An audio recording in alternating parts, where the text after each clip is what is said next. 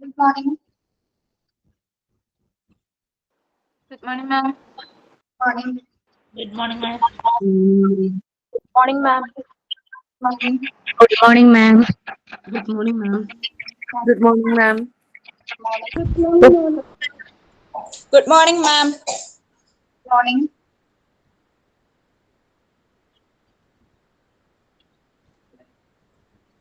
കേൾക്കാൻ പറ്റുന്നുണ്ടോ?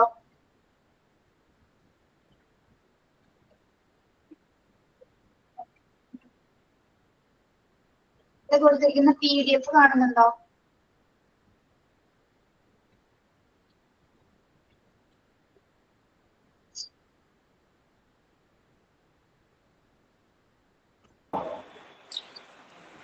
PDF madam ഇത് ഏത് പേജ് നമ്പർ ആണ്? പേജ് നമ്പർ എനിക്ക് ഇതിലെ PDF പേജ് നമ്പർ കാണാൻ പറ്റില്ല. ചാപ്റ്റർ വെച്ച് നോക്കിയാൽ ടെക്സ്റ്റ് ഉണ്ടോ ഇല്ലേ? ടെക്സ്റ്റിൽ നോക്കാനായിട്ടായിരുന്നു. ആക്സിഡന്റ് ആണ് എമർജൻസി എടുത്ത് നോക്കുക. ചാപ്റ്റർ 7 എടുത്തേ.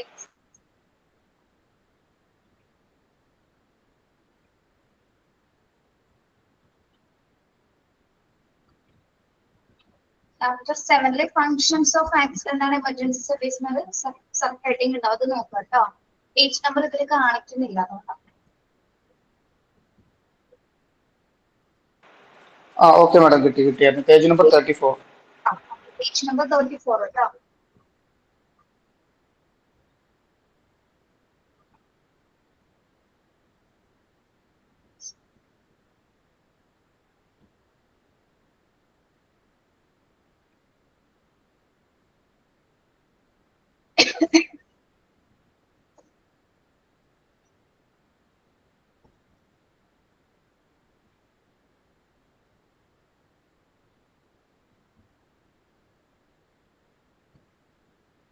ഇനി കാണാൻ പറ്റുന്നില്ലേ ഹസീന?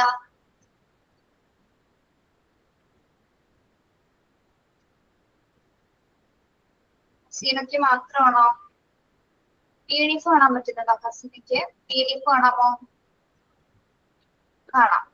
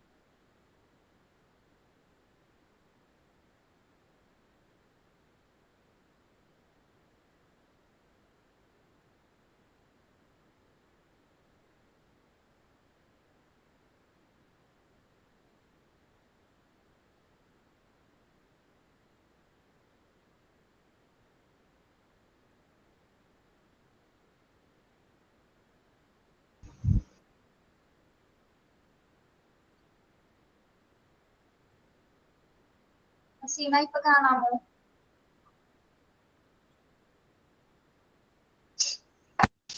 കാണാം.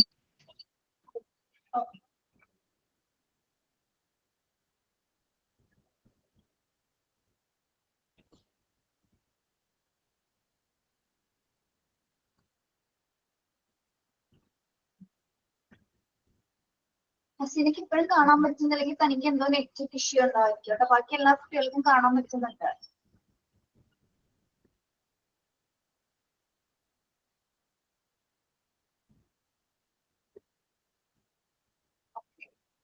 എല്ലാവരും ഭക്ഷണമൊക്കെ കഴിച്ചു രാവിലെ?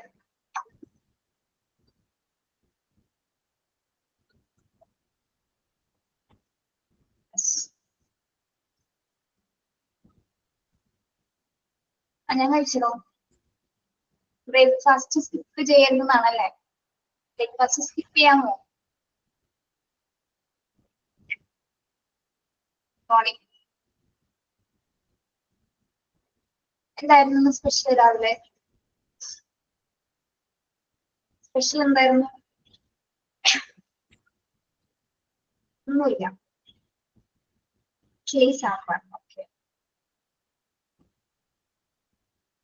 പൊറോട്ടയോ? വാങ്ങിച്ചാണ് ഉണ്ടാക്കി തന്നതോ നന്ദന?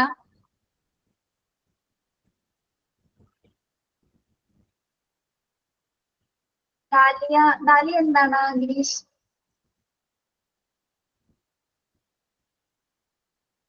അതിന്റെ സാധനം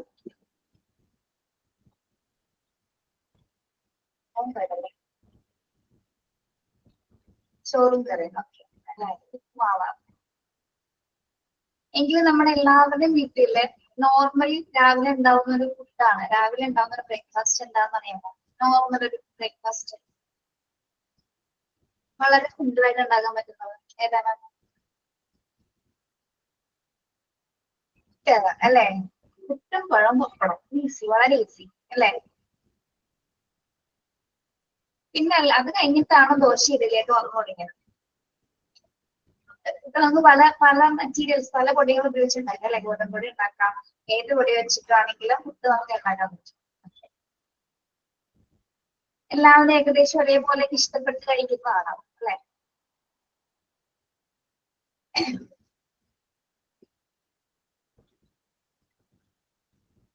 സൗണ്ട് കുറവാണോ?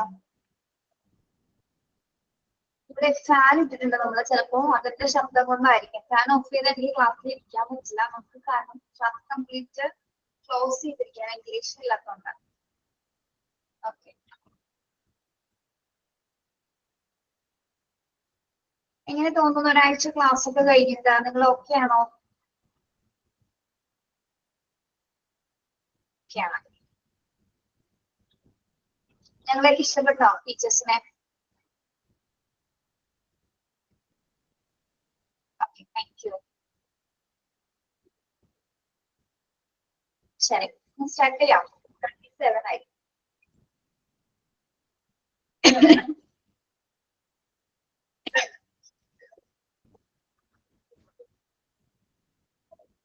Yes.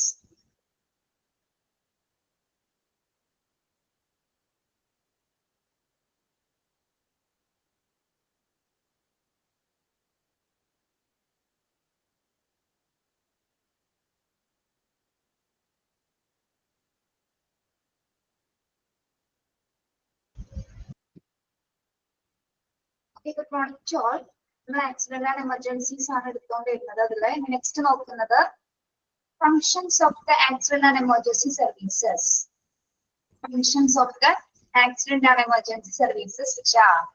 എന്തൊക്കെ ഫങ്ഷൻസ് ആണ് ഒരു എമർജൻസി സർവീസസില്? പ്രധാനമായിട്ട് എന്തൊക്കെ ഫങ്ഷൻസ് ആണ് അവിടെ കൈകാര്യം ചെയ്യുന്നത്? ഫസ്റ്റ് ഓഫ് ഓൾ അല്ലെ, എന്താണ്? To provide immediate and correct life saving medical care. Place with the courts and police in medical legal cases whenever required. To provide ambulance services for pre-hospital care and transportation for patients from the hospital. To fulfill the role of information and communication center, especially during disasters. Education, training and research activities of medical staff. അപ്പോൾ ഇതിലെ പ്രധാന ഫങ്ഷൻസിൽ first വരുന്ന എന്താണ്? To provide immediate and correct life-saving medical care. എന്താണ് first function എന്ന് പറയുന്നത്? To provide immediate and correct life-saving medical care.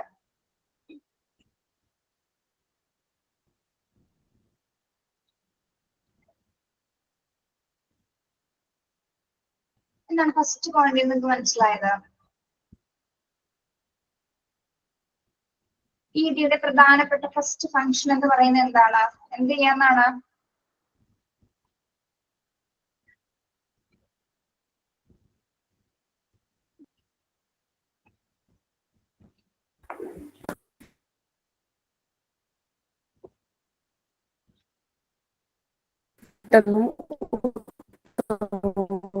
അറിയില്ല.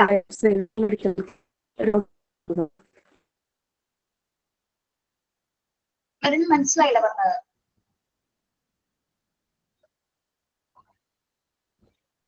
Immediate ആയിട്ട് കെയർ കൊടുക്കുക അല്ലെ. യെസ്, അതാണ് അല്ലെ ഫസ്റ്റ് ഫംഗ്ഷൻ എന്ന് പറയുന്നത്. എന്താണ്? ഇമ്മീഡിയറ്റ് കെയർ കൊടുത്തുകൊണ്ട് പേഷ്യന്റിന്റെ ലൈഫ് സേവ് ചെയ്യുക എന്നുള്ളതാണ് എമർജൻസി ഡിപ്പാർട്ട്മെന്റിന്റെ ഫസ്റ്റ് ഫംഗ്ഷൻ എന്ന് പറയുന്നത്. ഓക്കെ, ക്രിട്ടിക്കൽ കണ്ടീഷൻസ് വരുന്ന പേഷ്യൻസിനെ എത്രയും പെട്ടെന്നുള്ള ഒരു ട്രീറ്റ്മെന്റ് കൊടുത്ത് അവർ മെഡിക്കൽ കെയർ കൊടുത്തുകൊണ്ട് എന്താണ് അവരുടെ ലൈഫ് സേവ് ചെയ്യുക എന്നുള്ളത് തന്നെയാണ് അതിന്റെ ഫസ്റ്റ് ഫംഗ്ഷൻ എന്ന് പറയുന്നത്. ഓക്കെ, സെക്കൻഡ് വൺ എന്താണ്? To liaise with the courts and police in medico-legal cases whenever required. To liaise with the courts and police in medico-legal cases whenever required. Second function എന്ന് പറയുന്നത് എന്താണ്? Lies എന്ന് ഉദ്ദേശിക്കുന്നത് പരസ്പര സമ്പർക്കം എന്നാണ് കേട്ടോ. ലൈസ് എന്ന് ഉദ്ദേശിക്കുന്നത് എന്താണ്? പരസ്പര സമ്പർക്കം. ആര് തമ്മിലായിരിക്കണം ഒരു നല്ല റിലേഷൻഷിപ്പ് ഉണ്ടായിരിക്കേണ്ടത് ഈ ഡിപ്പാർട്ട്മെന്റിന്? ആരുമായിട്ടായിരിക്കണം?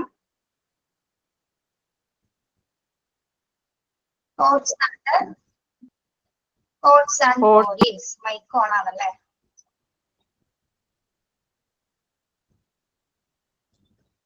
യെസ്, അതായത് ഏതൊക്കെ സിറ്റുവേഷൻസിലാണ് ഇത് നമുക്ക് ആവശ്യമായിട്ട് വരുന്നത്?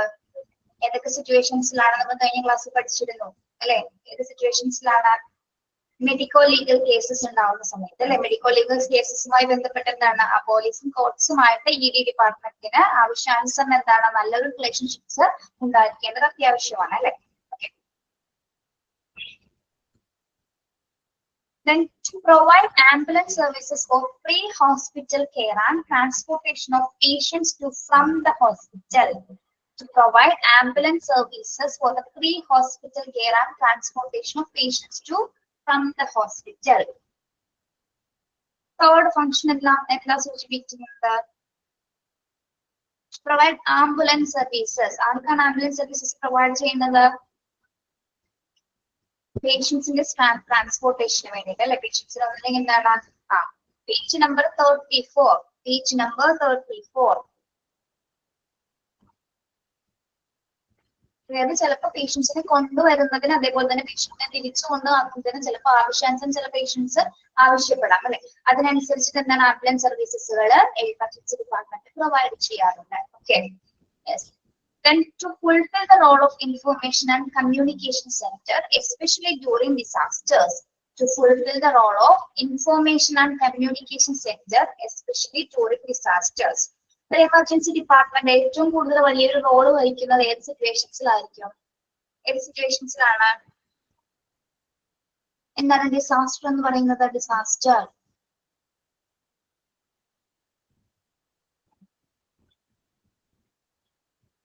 എന്താണ്? Disaster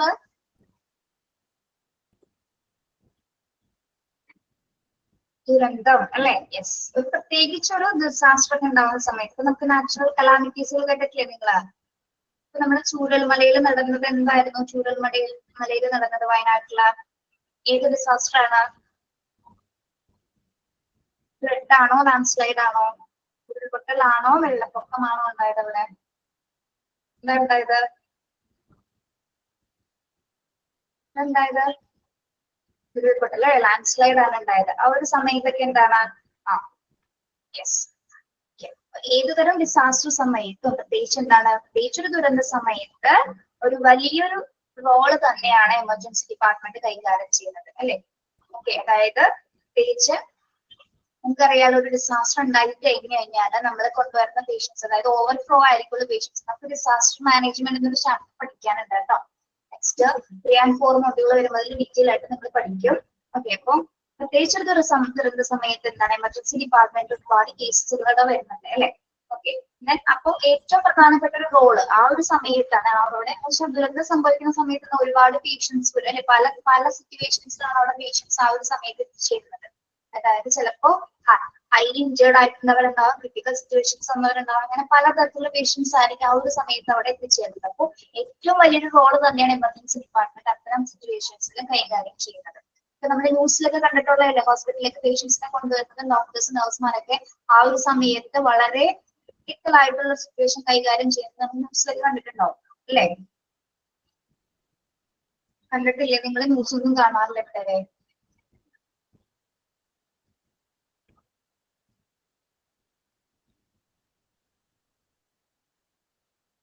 okay, yes.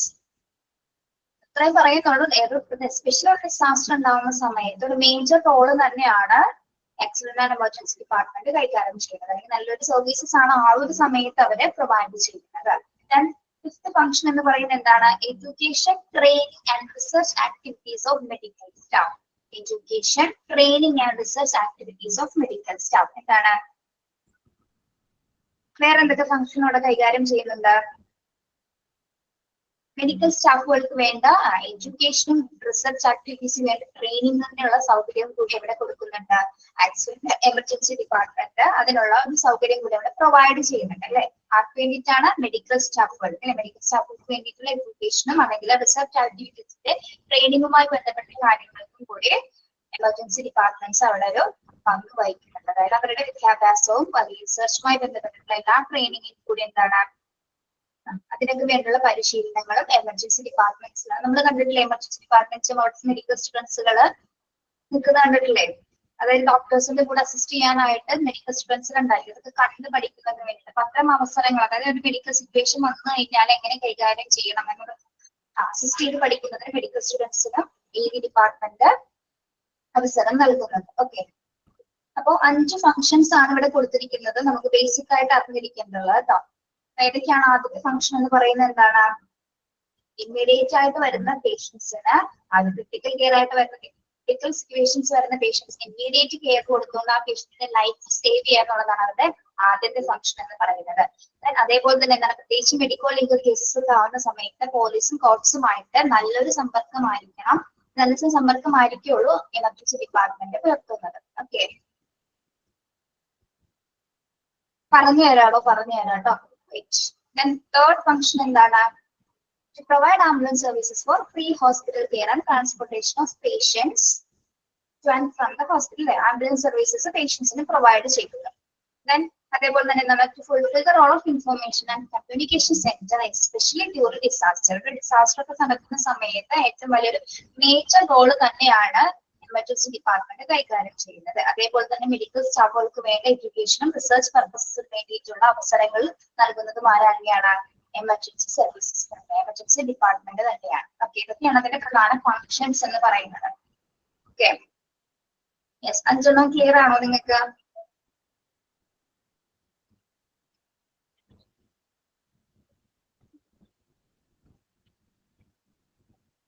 ഇതിങ്ങനെ ക്വസ്റ്റ്യൻ വരുള്ളൂ. Identify the functions of accident and emergency service എന്നായിരിക്കും ചോദിക്കുന്നത്. അല്ലെങ്കിൽ ഫങ്ഷൻസ് ഇതില് എമർജൻസി സർവീസസിന്റെ ഫങ്ഷനിൽ ഉൾപ്പെടാത്തത് ഏതൊക്കെയാണെന്നായിരിക്കും ചോദിക്കുന്നത്. അപ്പൊ ഈ 5 നിങ്ങളൊന്ന് നോക്കി വെക്കാം കേട്ടോ.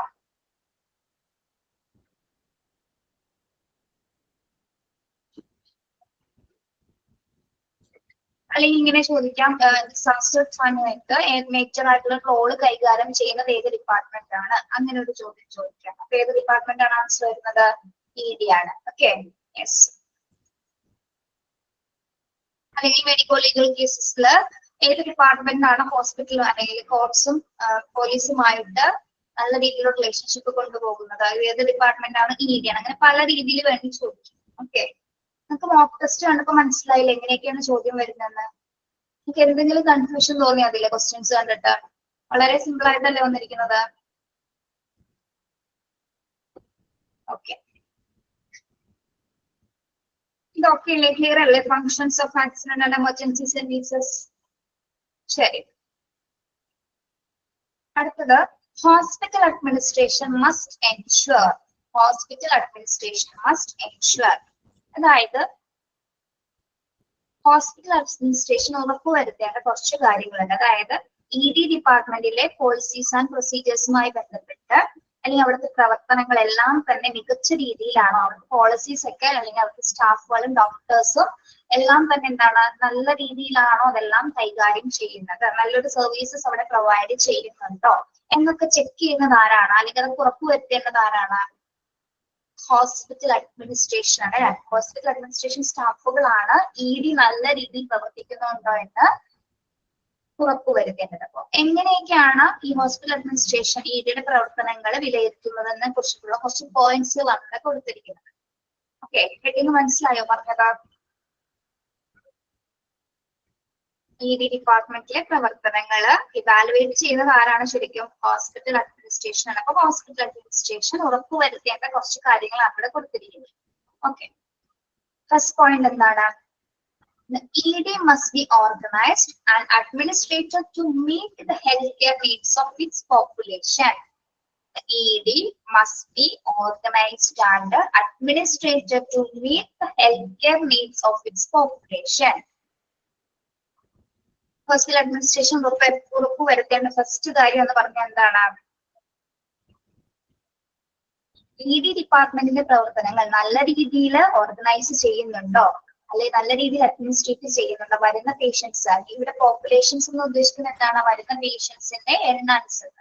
ഒരുപാട് പേഷ്യൻസ് എമർജൻസി ഡിപ്പാർട്ട്മെന്റിൽ വരും അല്ലെ, അവർ വരുന്നതിനനുസരിച്ച് അവർ കൊടുക്കുന്ന ട്രീറ്റ്മെന്റ്സ് നല്ല രീതിയിലാണോ കൊടുക്കുന്നത്, അല്ലെങ്കിൽ അവർക്ക് നടക്കുന്ന മൊത്തം കാര്യങ്ങൾ അല്ലെ, ഒരു ED ഡിപ്പാർട്ട്മെന്റിൽ നടക്കുന്ന മൊത്തം കാര്യങ്ങളെല്ലാം തന്നെ നല്ല രീതിയിൽ ഓർഗനൈസ് ചെയ്യുന്നുണ്ടോ, അല്ലെങ്കിൽ വരുന്ന പേഷ്യൻസ് നല്ല കെയർ പ്രൊവൈഡ് ചെയ്യുന്നുണ്ടോ എന്നൊക്കെ ചെക്ക് ചെയ്യുന്നതാണ് ഫസ്റ്റ് അവരുടെ ഡ്യൂട്ടി എന്ന് പറയുന്നത്. Okay, ED must organize and administrated to meet the healthcare needs of its population. അതായത് ED ഡിപ്പാർട്ട്മെന്റ് നല്ല രീതിയിൽ കാര്യനിർവഹണം നടത്തുന്നുണ്ടോ എന്ന് ഉറപ്പുവരുത്തേണ്ടത് അത്യാവശ്യമാണ്. ഓക്കെ, സെക്കൻഡ് വൺ എന്താണ്? Operation of ED must be guided by written policies and procedures. Operation of ED must be guided by written policies and procedures. എന്താണ് second പോയിന്റിൽ പറയുന്നത്? ED ഡിപ്പാർട്ട്മെന്റിന് മാത്രമായിട്ട് എന്തുണ്ട്? ഒരു പോളിസീസ് ആൻഡ് പ്രൊസീജിയേഴ്സ് ഉണ്ട് അല്ലെ, റിട്ടേൺ പോളിസീസും പ്രൊസീജിയേഴ്സ് ഉണ്ട്. റിട്ടേൺ പോളിസീസ് എന്ന് പറയുന്നത് എന്താണ്? അവിടെ പാലിക്കേണ്ടത് എന്തൊക്കെ പ്രോട്ടോകോൾസ് ആണ്, എന്തൊക്കെ പോളിസീസ് ആണ്. അപ്പൊ അത് ഓരോ ഡിപ്പാർട്ട്മെന്റ്സിനും അതിൻ്റെതായിട്ടുള്ള പോളിസീസ് പ്രൊസീജിയേഴ്സ് ഉണ്ട്. അപ്പൊ EDക്ക് മാത്രമായിട്ട് എന്തുണ്ടായിരിക്കും? പോളിസീസ് ആൻഡ് പ്രൊസീജിയേഴ്സ് ഉണ്ട്. അത് അതിൽ പറഞ്ഞിരിക്കുന്ന പ്രകാരം തന്നെയാണോ ED ഡിപ്പാർട്ട്മെന്റ് നിർവഹിക്കുന്നത് എന്ന് കൂടി ആര് ഉറപ്പുവരുത്തണം? ഹോസ്പിറ്റൽ അഡ്മിനിസ്ട്രേഷൻ ഉറപ്പുവരുത്തേണ്ടതുണ്ട്. മനസ്സിലായോ? അതായത് ED ഡിപ്പാർട്ട്മെന്റിന്റെ എല്ലാ പോളിസീസ് പ്രൊസീജിയേഴ്സ് അവർ ഫോളോ ചെയ്യുന്നുണ്ടോ എന്ന് ഉറപ്പുവരുത്തേണ്ടത് ആരാണ്? HA ആണ്, അല്ലെങ്കിൽ ഹോസ്പിറ്റൽ അഡ്മിനിസ്ട്രേഷൻ ആണ്. മനസ്സിലായോ second point?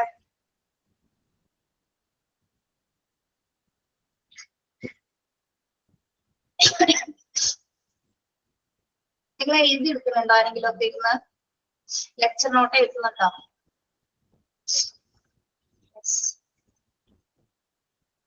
Okay. Then third one എന്താണ്? Medical and nursing director of hospital along with appropriate integration of ancillary services must ensure quality and safety in ED. Medical and nursing director of hospital along with the appropriate integration of ancillary services must ensure quality and safety in ED. Point ഒന്ന് നിങ്ങളൊന്ന് വായിച്ചു നോക്കി. Third point ഒന്ന് വായിച്ചു നോക്കി. എന്താ പറയുന്നത്?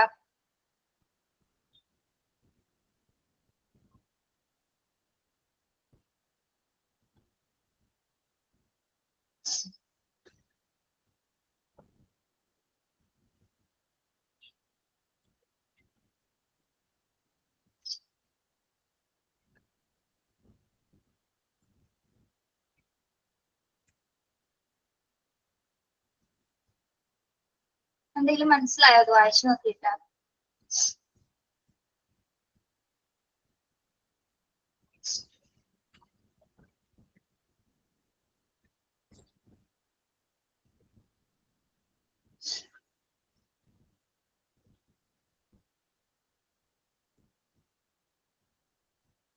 എന്താ പറയുന്നത്? മെഡിക്കൽ ആൻഡ് നഴ്സിംഗ് ഡയറക്ടർ അദ്ദേഹം എന്താണ് ഉറപ്പുവരുത്തേണ്ടത്? EDയിൽ കൊടുക്കുന്ന മറ്റ് ആൻസിലറി സർവീസസ് അല്ലെങ്കിൽ മറ്റ് അനുബന്ധ സർവീസുകളിലെല്ലാം തന്നെ എങ്ങനെയുള്ള സർവീസസ് ആയിരിക്കും അവിടെ പ്രൊവൈഡ് ചെയ്യേണ്ടത്? ക്വാളിറ്റി ആൻഡ് സേഫ്റ്റി അല്ലെ, അല്ലെങ്കിൽ എന്താണ് സുരക്ഷ എന്നുള്ള ക്വാളിറ്റി ഉള്ള സർവീസസ് തന്നെയാണോ മെഡിക്കൽ സ്റ്റാഫുകളും അല്ലെങ്കിൽ നഴ്സിംഗ് സ്റ്റാഫുകൾ അവിടെ പ്രൊവൈഡ് ചെയ്യുന്നതെന്ന് കൂടി അവിടെ നമ്മൾ വിലയിരുത്തേണ്ടതുണ്ട്. അല്ലെങ്കിൽ മറ്റ് ആൻസിലറി സർവീസസ് എന്ന് പറഞ്ഞാൽ നമ്മൾ എന്താ പഠിച്ചത്? ആൻസിലറി സർവീസസ് എന്ന് പറയുന്നത് എന്തൊക്കെയാണ് വരുന്നത്? മറ്റ് ഹോസ്പിറ്റൽ അനുബന്ധ സർവീസുകൾ ഏതൊക്കെയാണ്? ആൻസിലറി സർവീസസ് എന്ന് പറയുന്നത് ഏതൊക്കെയാണ്? ഏതൊക്കെ ഡിപ്പാർട്ട്മെന്റ് അതിൽ വരും അറിയാമോ?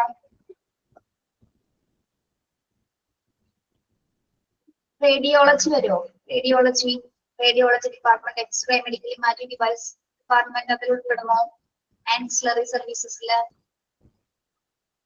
നമ്മള് ഫസ്റ്റ് തുടങ്ങിയപ്പോ തന്നെ പഠിച്ചു ഏതൊക്കെ ഡിപ്പാർട്ട്മെന്റുമായിട്ടാണ് ക്ലോസ് റിലേഷൻഷിപ്പ് വരേണ്ടതെന്ന് ഓർക്കുന്നുണ്ടോ? ആ ഇതിൽ നമ്മൾ റേഡിയോളജി പഠിച്ചിട്ടുണ്ടായിരുന്നോ? യെസ്. അപ്പൊ ആൻസിലറി സർവീസസിൽ ഉൾപ്പെടുന്നത് തന്നെയാണ് എന്ത് ലാബ് അല്ലെങ്കിൽ റേഡിയോളജി ഡിപ്പാർട്ട്മെന്റ്സ് ഒക്കെ. അപ്പൊ മെഡിക്കൽ സ്റ്റാഫുകൾ അല്ലെങ്കിൽ നഴ്സിംഗ് സ്റ്റാഫുകളും അവിടെ കൊടുക്കുന്ന കെയറുകൾ അല്ലെങ്കിൽ മറ്റ് അനുബന്ധ സർവീസസുകൾ റേഡിയോളജി ആയിക്കോട്ടെ അല്ലെങ്കിൽ എമർജൻസി ഡിപ്പാർട്ട്മെന്റുമായി കണക്ട് ചെയ്ത് വരുന്ന എല്ലാ സർവീസസുകളിലും വളരെ ക്വാളിറ്റി ഉള്ള സർവീസസ് ആണ്, വളരെ സേഫ് ആയിട്ട് ക്വാളിറ്റി ഉള്ള സർവീസസ് കൂടിയാണ് അവിടെ കൊടുക്കുന്നത്, പ്രൊവൈഡ് ചെയ്യുന്നത് എന്ന് കൂടി ആര് ഉറപ്പുവരുത്തേണ്ടതുണ്ട്? HA എൻഷുർ ചെയ്യേണ്ടതുണ്ട്. Okay, yes. Then fourth one, appropriateness of emergency care and continually monitored and evaluated. Appropriateness of emergency care and continually monitored and evaluated.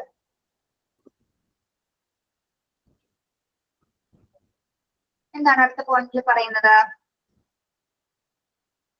പേഷ്യൻസിന് കൊടുക്കുന്ന കെയർ അല്ലെ, പേഷ്യൻസ് എമർജൻസി കെയർ കൊടുക്കുന്ന സമയത്ത് അത് നല്ല രീതിയിൽ നമ്മൾ എന്ത് ചെയ്തിരിക്കണം? മോണിറ്റർ ചെയ്തിരിക്കണം, അല്ലെങ്കിൽ വാലിഡേറ്റ് ചെയ്തിരിക്കണം. അതായത് പേഷ്യൻസിന് കൊടുക്കുന്നത് വളരെ നല്ല രീതിയിലൊരു മെഡിക്കൽ കെയർ ആണോ, അല്ലെങ്കിൽ അത് കൊടുക്കുന്നതെന്ന് ആര് വാലിഡേറ്റ് ചെയ്യണം, അല്ലെങ്കിൽ ആര് മോണിറ്റർ ചെയ്യണം? HA മോണിറ്റർ ചെയ്യേണ്ടത് അത്യാവശ്യമാണ്. ഒരു പേഷ്യന്റ് കാഷ്വാലിറ്റിയിൽ വന്നു കഴിഞ്ഞാൽ അവർക്ക് നല്ലൊരു കെയർ ആണോ കൊടുക്കുന്നതെന്ന് HA ഡിപ്പാർട്ട്മെന്റ് നല്ല രീതിയിൽ മോണിറ്റർ ചെയ്തിട്ടുണ്ടാവണം, അല്ലെങ്കിൽ നല്ല രീതിയിൽ ഇവാലുവേറ്റ് ചെയ്തിട്ടുണ്ടായിരിക്കണം.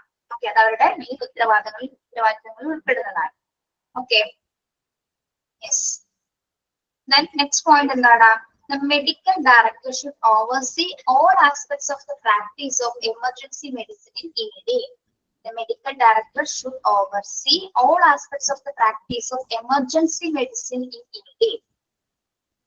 ഇനി മെഡിക്കൽ ഡയറക്ടർ എന്താണ് ഓവർസീ ചെയ്യേണ്ടത്?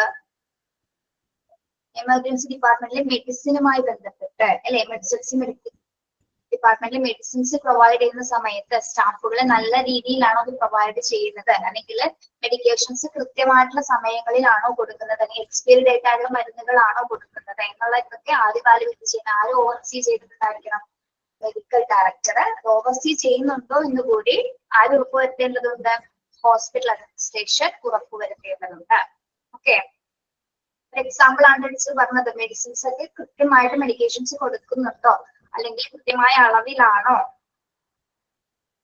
അളവിലാണോ കൊടുക്കുന്നത്, എക്സ്പയറി ഡേറ്റിൽ കഴിഞ്ഞ മരുന്നുകളാണോ കൊടുക്കുന്നത്, കൃത്യമായിട്ട് ആര് ഓവർസീ ചെയ്യേണ്ടതുണ്ട്? മെഡിക്കൽ ഡയറക്ടർ ഓവർസീ ചെയ്യുന്നുണ്ടോ എന്ന് കൂടി ആര് ചെക്ക് ചെയ്യണം? HA സ്റ്റാഫുകൾ അല്ലെങ്കിൽ ഹോസ്പിറ്റൽ അഡ്മിനിസ്ട്രേഷൻ എൻഷുർ ചെയ്യുന്നതാണ്. ഓക്കെ, അവിടെ വരെ മനസ്സിലായോ പറഞ്ഞത്?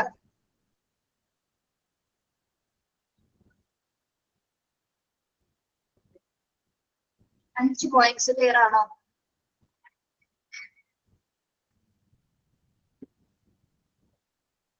എടുത്തതിന് ശേഷം ഇതിൽ ഇമ്പോർട്ടന്റ് ഏതൊക്കെ പോയിന്റ്സ് ആണെന്നുള്ളത് ഞാൻ പറഞ്ഞുതരാം, അത് ചെക്ക് ചെയ്യുക. അത് മാത്രം നിങ്ങൾ ബൈ ഹാർട്ട് ചെയ്തൊന്ന് പഠിച്ചു വെച്ചാൽ മതി കേട്ടോ.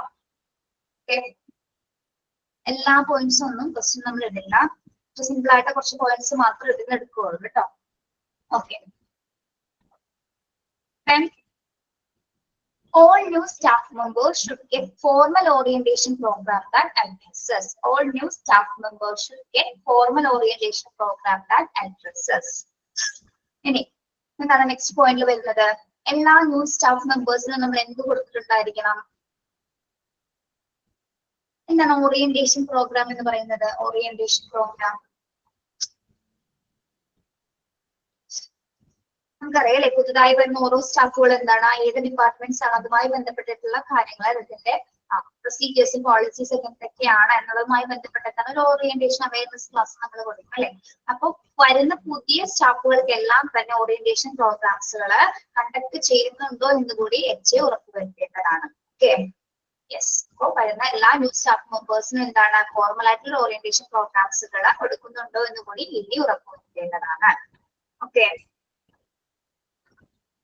അതായത് ആ എമർജൻസി ഡിപ്പാർട്ട്മെന്റിലെ ജോബ് റിലേറ്റഡ് ആയിട്ടുള്ള എല്ലാ കാര്യങ്ങളും എന്തിൽ കൊടുക്കും? നമ്മൾ ആ ഓറിയന്റേഷൻ പ്രോഗ്രാംസിൽ അതിനെ കുറിച്ചുള്ള എല്ലാ അവയർനെസ്സും അവർക്ക് പറഞ്ഞു കൊടുക്കുന്നതായിരിക്കും. Okay, yes. ഇനി mission of the institution, emergency ഡിപ്പാർട്ട്മെന്റിന് ഒരു മിഷനും വിഷനും ഉണ്ടായിരിക്കും അല്ലെ. ഏറ്റവും വലിയൊരു മിഷൻ എന്താണ്? എമർജൻസി ഡിപ്പാർട്ട്മെന്റിന്റെ മിഷൻ എന്തായിരിക്കും? മിഷൻ ആൻഡ് വിഷൻ എന്ന് പറയുന്നത് അല്ലെങ്കിൽ അതിന്റെ ദൗത്യവും ഉദ്ദേശവും എന്ന് പറയുന്നത് എന്തായിരിക്കും? എയിം ആൻഡ് ഒബ്ജക്റ്റീവ്സ് എന്ന് പറയുന്നത് എന്തായിരിക്കും? എമർജൻസി ഡിപ്പാർട്ട്മെന്റ് എയിം എന്താ? പ്രധാന പ്രവർത്തനം എന്താണ് അവരുടെ?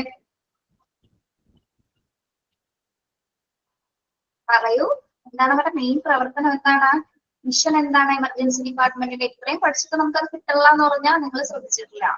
യെസ്, ഇമ്മീഡിയറ്റ് കെയർ കൊടുത്തുകൊണ്ട് ലൈഫ് സേവ് ചെയ്യുക എന്നുള്ളത് തന്നെയാണ് അവരുടെ മിഷൻ എന്ന് പറയുന്നത്, അല്ലെ? യെസ്, കെയർ ഓഫ് പേഷ്യൻസ് അല്ല, ഇമ്മീഡിയറ്റ് കെയർ കൊടുത്ത് പേഷ്യൻസിനെ നമ്മൾ സേവ് ചെയ്യുക, ലൈഫ് സേവ് ചെയ്യുക എന്നുള്ളത് തന്നെയാണ് എന്ത് എമർജൻസി ഡിപ്പാർട്ട്മെന്റിന്റെ മിഷൻ എന്ന് പറയുന്നത്. ഓക്കെ, അപ്പൊ എമർജൻസി ഡിപ്പാർട്ട്മെന്റിന്റെ മിഷൻ അല്ലെങ്കിൽ ഹോസ്പിറ്റലിലെ മിഷൻസ് ഒക്കെ അതേപോലെ തന്നെ അവർ ഫോളോ ചെയ്യുന്നുണ്ടോ എന്ന് കൂടി ED എൻഷുവർ ചെയ്യേണ്ടതാണ്. ഓക്കെ, അവരുടെ മിഷൻ അനുസരിച്ച് തന്നെയാണോ ED ഡിപ്പാർട്ട്മെന്റിലെ പ്രവർത്തനങ്ങൾ നടക്കുന്നത് എന്ന് കൂടി എൻഷുവർ ചെയ്യേണ്ടതാണ്. ഓക്കെ, യെസ്, മനസ്സിലായോ പറഞ്ഞത്? മിഷൻ ഓഫ് ദി ഇൻസ്റ്റിറ്റ്യൂഷൻ എന്ന് പറഞ്ഞത്. Okay, yes. Then standard operating procedures of the ED. Standard operating procedures of the ED. ED departments മാത്രമായി എന്തുണ്ട്? ഒരു SOP ഉണ്ട്. SOP എന്ന് പറയുന്നത് എന്താണ്? Standard operating procedures. EDക്ക് മാത്രമുള്ള ആ പ്രൊസീജിയേഴ്സ് എല്ലാം തന്നെ അവർ അതേപോലെ തന്നെയാണോ ഫോളോ ചെയ്യുന്നത് എന്ന് കൂടി ED എൻഷുവർ ചെയ്യേണ്ടതുണ്ട്. ഓക്കെ, നമ്മളത് പഠിക്കുമ്പോൾ എന്തൊക്കെയാണ് സ്റ്റാൻഡേർഡ് പ്രൊസീജിയേഴ്സ് എന്ന് ലാസ്റ്റ് ഭാഗത്ത് വരുന്നത് പറഞ്ഞുതരാം കേട്ടോ. ഓക്കെ, ഞാൻ അടുത്ത പോയിന്റ് എന്താണ്? Responsibilities of each member of the ED staff. Responsibilities of each member of the ED staff. ED സ്റ്റാഫുകളെ അല്ലെ, ED സ്റ്റാഫുകൾ ഓരോരുത്തരും ഓരോ ഈച്ച് മെമ്പേഴ്സിനും എന്താണ് ഓരോരുത്തർക്കും ഓരോ ഇൻഡിവിജ്വൽ ഡ്യൂട്ടീസ് ഉണ്ടായിരിക്കാം അല്ലെ, റെസ്പോൺസിബിലിറ്റീസ് ഉണ്ടായിരിക്കാം. അവരതെല്ലാം ഓരോരുത്തരുടെ ഡ്യൂട്ടീസ് കൃത്യമായിട്ട് കൈകാര്യം ചെയ്യുന്നുണ്ടോ എന്ന് കൂടി HA ഉറപ്പുവരുത്തേണ്ടതുണ്ട്. ഓക്കെ, ഓരോ ED സ്റ്റാഫുകളും നല്ല രീതിയിലാണോ അവിടെ വർക്ക് ചെയ്യുന്നത്, ഓരോരുത്തരുടെ ഉത്തരവാദിത്തങ്ങൾ അവർ നിറവേറ്റുന്നുണ്ടോ എന്ന് കൂടി അവിടെ ഇവാലുവേറ്റ് ചെയ്യുന്നുണ്ട്. Okay, yes. Next one, staff must improve their professional knowledge and skill. Staff must improve their professional knowledge and skill. ഇവിടെ എന്താ പറയുന്നത്? Staff must improve their professional knowledge and skills. ഈ HA ഇവാലുവേറ്റ് ചെയ്യുന്ന സമയത്ത് പുതിയ നമ്മൾ പറഞ്ഞല്ലോ ഓരോ സ്റ്റാഫുകൾക്കും ഓറിയന്റേഷൻ ക്ലാസ്സുകൾ കൊടുത്തു അല്ലെ. അതിനുശേഷം എന്താണ് അവർ ED ഡിപ്പാർട്ട്മെന്റില് ജോലി ചെയ്യാനായിട്ട് ആരംഭിച്ച കുറച്ച് നാൾ കഴിയുമ്പോൾ എന്തായിരിക്കും അവർക്ക് കുറെ എക്സ്പീരിയൻസ് കിട്ടും അല്ലെ. ഓരോ എമർജൻസി കേസുകളൊക്കെ അറ്റൻഡ് ചെയ്ത് എന്താണ് എങ്ങനെ അത് ചെയ്യണം എന്നുള്ളത്, അല്ലെങ്കിൽ പ്രൊഫഷണൽ ആയിട്ട് ആ ഒരു കേസ് എങ്ങനെ കൈകാര്യം ചെയ്യണം എന്നൊരു സ്കിൽ ആൻഡ് നോളജ് അവർക്ക് കിട്ടും അല്ലെ. അപ്പോ അവർക്ക് അവരുടെ പെർഫോമൻസിൽ എന്തെങ്കിലും തരത്തിൽ മാറ്റങ്ങളുണ്ട്, അല്ലെങ്കിൽ അവർ ചെയ്യുന്ന ജോലിയിൽ പുതിയ സ്റ്റാഫുകൾ ചെയ്യുന്ന ജോലിയിൽ എന്താണ് നമ്മളെ ഇംപ്രൂവ്മെന്റ്സ് ഉണ്ടോ എന്ന് കൂടി ആരും ഉറപ്പുവരുത്തണം? HA ഉറപ്പുവരുത്തേണ്ടത്. അല്ലാതെ വെറുതെ ഒരു സ്റ്റാഫുകൾ വെറുതെ ഡോക്ടേഴ്സിന്റെ കൂടെ അസിസ്റ്റ് ചെയ്യുന്നത് മാത്രമാണോ നമ്മൾ നോക്കേണ്ടത്? അസിസ്റ്റ് ചെയ്യുന്ന സ്റ്റാഫുകൾക്ക് കൂടി എന്തുണ്ടായിരിക്കണം? അവർക്ക് ഇംപ്രൂവ്മെന്റ് ഉണ്ടോ അല്ലെങ്കിൽ അവരുടെ പ്രൊഫഷണൽ സ്കിൽസുകൾ ഡെവലപ്പ് ചെയ്യുന്നുണ്ടോ കൂടി ED ഉറപ്പുവരുത്തേണ്ടതുണ്ട്. ഓക്കെ, മനസ്സിലായോ? നമ്മൾ ചില കാഷ്വാലിറ്റിയിലൊക്കെ പോയി കഴിയുമ്പോഴേ ഒരു എക്സാമ്പിൾ പറയണം. പുതിയ സ്റ്റുഡൻസ് ഒക്കെ ആണെങ്കിൽ അവർക്ക് ഇപ്പൊ നമ്മളിപ്പോ IV ഇടണമെങ്കിൽ അല്ലെങ്കിൽ ട്രിപ്പ് ഇടണമെങ്കിൽ ചിലപ്പോ അവർക്ക് മെയിൻ എവിടെയെന്ന് കറക്റ്റ് ആയിട്ട് അറിയാൻ പറ്റില്ല. അവിടെ ഇവിടെയൊക്കെ കുത്തി ചിലപ്പോൾ നമ്മൾ കുഞ്ഞുങ്ങളെയൊക്കെ കൊണ്ടുപോകുന്ന സമയത്ത് എന്താണ് അവിടെ ഇവിടെയൊക്കെ കുത്തിയിട്ട് എപ്പോഴാണ് കറക്റ്റ് അവർക്ക് ഉപയോഗിക്കില്ല. എന്തിന്റെ കുറവ് മൂലമാണത്? പ്രാക്ടീസ് ഇല്ല, അല്ലെങ്കിൽ എന്തെങ്കിലും സ്കിൽസിന്റെ ആയിരിക്കും നിരന്തരം പ്രാക്ടീസ് ചെയ്യാത്തത് കൊണ്ടായിരിക്കും അത് സാധിക്കാത്തത് അല്ലെ.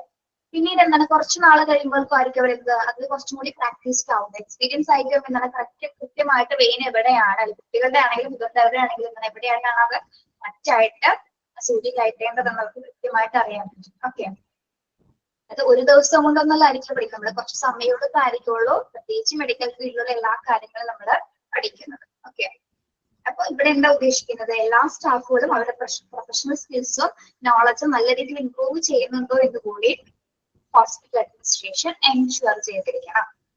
മനസ്സിലായോ പറഞ്ഞത്?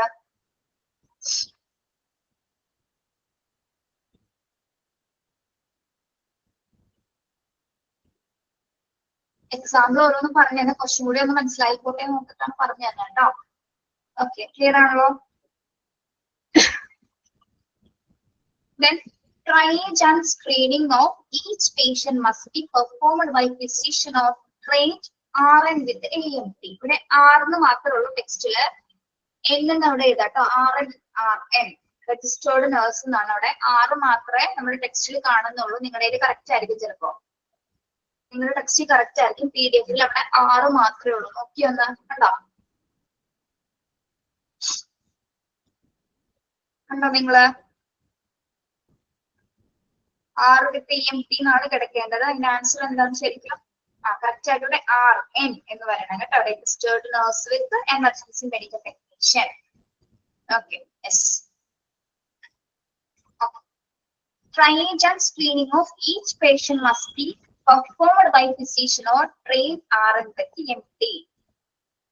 ഇനി ഒരു ക്രിട്ടിക്കൽ സ്റ്റേജിൽ, പ്രത്യേകിച്ച് ഒരു ട്രയേജ് സിറ്റുവേഷൻസിൽ അല്ലെങ്കിൽ സ്ക്രീൻ ചെയ്യുന്ന സമയത്തൊക്കെ എന്താണ് പേഷ്യന്റിനെ കൈകാര്യം ചെയ്യുന്നത് അല്ലെങ്കിൽ പേഷ്യൻസിനെ നോക്കുന്നത് ഒരു ഫിസിഷ്യൻ ആണോ അല്ലെങ്കിൽ രജിസ്റ്റേർഡ് നഴ്സ് ആണോ എമർജൻസി മെഡിക്കൽ ടെക്നീഷ്യൻ ആണോ എന്ന് കൂടി ആര് ഉറപ്പുവരുത്തണം? HA ഉറപ്പുവരുത്തേണ്ടത്. അതായത് ഈ ട്രയേജ് സെക്ഷൻസിൽ നോർമൽ സ്റ്റാഫുകളാണോ അല്ലെങ്കിൽ വെറുതെ ക്രിട്ടിക്കൽ സിറ്റുവേഷൻസ് വരുന്ന സമയത്ത് ഫിസിഷ്യനും AMT RN-ഉം അവിടെ കൃത്യമായിട്ട് പേഷ്യൻസിന് അവിടെ ട്രീറ്റ്മെന്റ് കൊടുക്കുന്നുണ്ടോ എന്ന് കൂടി ഉറപ്പുവരുത്തേണ്ടതും HAയുടെ ഉത്തരവാദിത്തമാണ്. ഓക്കെ, മനസ്സിലായോ പറഞ്ഞത്?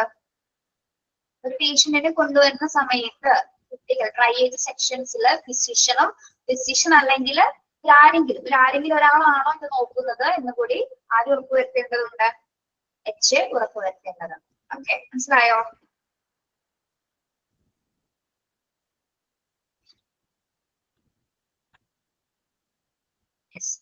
എന്തുകൊണ്ടാണ് അവിടെ ട്രയേജ് സെക്ഷൻസിലേക്ക് ഒരു നോർമൽ സ്റ്റാഫുകൾക്ക് അല്ലെങ്കിൽ സാധാരണ സ്റ്റാഫുകൾക്കൊന്നും കൈകാര്യം ചെയ്യാനായിട്ട് സാധിക്കില്ല? നമുക്കറിയാലോ, ക്രിട്ടിക്കൽ സിറ്റുവേഷൻസ് കൈകാര്യം ചെയ്യണമെങ്കിൽ തന്നെ എന്താണ് ഒരു എമർജൻസി മെഡിക്കൽ ടെക്നീഷ്യനോ ഫിസിഷ്യനോ രജിസ്റ്റേർഡ് നഴ്സോ തന്നെ അവിടെ ഉണ്ടായിരിക്കണം. ഓക്കെ, ഇത് ആരെങ്കിലും ഉണ്ടോ എന്നുള്ളതാണ് അവിടെ HA ഉറപ്പുവരുത്തുന്നത്.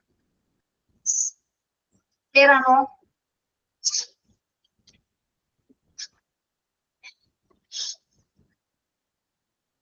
ക്ലിയർ ആണോ? Okay. Then eligible and appropriate medical record must be established for each individual. Eligible and appropriate medical record must be established for each individual. എന്താണ് eligible എന്ന് പറയുന്നത്? eligible നമ്മുടെ ഡോക്ടേഴ്സിന്റെ ഒക്കെ പ്രിസ്ക്രിപ്ഷൻസ് വന്നിട്ടില്ലേ? നിങ്ങൾക്ക് വായിക്കാൻ പറ്റാറുണ്ടോ? ഓക്കെ, ഡോക്ടേഴ്സ് എഴുതുന്ന പ്രിസ്ക്രിപ്ഷൻസ് വായിക്കാൻ പറ്റാറുണ്ടോ? എന്താ എഴുതി വെച്ചിരുന്നോളൂ മനസ്സിലാവില്ല. പക്ഷെ നിങ്ങൾക്ക് മനസ്സിലാവും, നമ്മുടെ കോഴ്സിന്റെ ലാസ്റ്റ് ഭാഗം എത്തുമ്പോൾ മനസ്സിലാവും കേട്ടോ. നമ്മൾ മെഡിക്കൽ ടെർമിനോളജി പഠിക്കുന്നുണ്ട്. കുറച്ച് കാര്യങ്ങളൊക്കെ കുറേയൊക്കെ നിങ്ങൾക്ക് ഏകദേശം prefix, suffix, root words, abbreviations ഒക്കെ കുറച്ച് പഠിക്കും ടെർമിനോളജി പഠിക്കുമ്പോൾ. ഓക്കെ, അല്ലാതെ നമ്മൾ നോർമൽ ആയിട്ടുള്ള ആൾക്ക് എന്താണ് പെട്ടെന്ന് ഒരു പ്രിസ്ക്രിപ്ഷൻ കണ്ടാൽ മനസ്സിലാവില്ല. കാരണം എന്താണ്, വായിക്കാൻ പറ്റാത്ത രീതിയിലാണ് എഴുതിയിരിക്കുന്നത് അല്ലേ? പാരസിറ്റമോൾ കണ്ടാൽ ചിലപ്പോൾ അറിയാൻ പറ്റും. പിന്നെ ഒന്ന് വീതം എന്നൊക്കെ എഴുതി വെച്ചാൽ നമുക്ക് അറിയാൻ പറ്റും അല്ലെ? ഇങ്ങനെ ഒരു ലൈൻ പോയിട്ടായിട്ട് എഴുതിയിരിക്കുന്നത്. ഓക്കെ, ശരി. ലെജിബിൾ എന്ന് പറയുന്നത് എന്താണ്? ലെജിബിള് വായിക്കാൻ പറ്റുന്നതാണോ വായിക്കാൻ പറ്റാത്തതാണോ? വായിക്കാൻ പറ്റുന്ന രീതിയിൽ അല്ലെ? മെഡിക്കൽ റെക്കോർഡ്സ് നോട്ട് ചെയ്യുന്ന സമയത്ത്, പ്രിസ്ക്രിപ്ഷൻ എഴുതുന്ന സമയത്ത് ഓരോ ഇൻഡിവിജ്വൽസിനും അതൊന്ന് വായിക്കാൻ പറ്റുന്ന രീതിയിലായിരിക്കണം എന്ത് എഴുതേണ്ടത്? മെഡിക്കൽ റെക്കോർഡ്സുകൾ രേഖപ്പെടുത്തേണ്ടത്. ഓക്കെ, അപ്പൊ അതേ രീതി, അപ്പൊ ലെജിബിൾ ആയിട്ടുള്ള രീതിയിലാണോ മെഡിക്കൽ റെക്കോർഡ്സ് തയ്യാറാക്കുന്നത് എന്നും കൂടി HA എൻഷുർ ചെയ്യേണ്ടതാണ്. Okay, yes. The minimum set of SOP should be available for. ഇപ്പൊ നമ്മൾ നേരത്തെ പറഞ്ഞില്ലേ, ED ഡിപ്പാർട്ട്മെന്റിന് മാത്രമായിട്ട് എന്തുണ്ടെന്ന്? സ്റ്റാൻഡേർഡ് ഓപ്പറേറ്റിംഗ് പ്രൊസീജിയേഴ്സ് ഉണ്ടെന്ന് പറഞ്ഞില്ലേ? എന്തൊക്കെയാണ് ഈ സ്റ്റാൻഡേർഡ് ഓപ്പറേറ്റിംഗ് പ്രൊസീജിയേഴ്സ് എന്നാണ് ഇവിടെ കൊടുത്തിരിക്കുന്നത്. ഈ സ്റ്റാൻഡേർഡ് ഓപ്പറേറ്റിംഗ് പ്രൊസീജിയറിനെയാണ് നമ്മൾ SOPS എന്ന് പറയുന്നത്. ഓക്കെ, ടെക്സ്റ്റ് ഉള്ളവരൊന്ന് ശ്രദ്ധിക്കുക കേട്ടോ. SOPS എന്താണ്? Standard operating procedures. ഒരു എമർജൻസി ഡിപ്പാർട്ട്മെന്റിലെ ED പിന്തുടരേണ്ട സ്റ്റാൻഡേർഡ് ഓപ്പറേറ്റിംഗ് പ്രൊസീജിയേഴ്സ് എന്തൊക്കെയാണെന്നാണ് ഇവിടെ കൊടുത്തിരിക്കുന്നത്. നമുക്ക് SOP എന്താണെന്ന് മനസ്സിലായോ? എക്സ്പാൻഷൻ എന്താണെന്ന് മനസ്സിലായല്ലോ?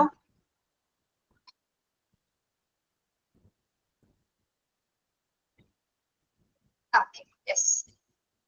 ഇ ഡി പിന്തുടരേണ്ട എന്തൊക്കെ പ്രൊസീജിയേഴ്സ് ആണെന്ന് നമുക്ക് നോക്കാം. Receiving of the patient, registration of the patient, triage of the patient, shifting transfer within the hospital, referral of the patient, discharge of the patient, brought in death cases, code blue, medico-legal cases, clinical protocols. First one endana, first standard policy ennu parayunnathu endana, receiving of the patient. And receiving of the patient there,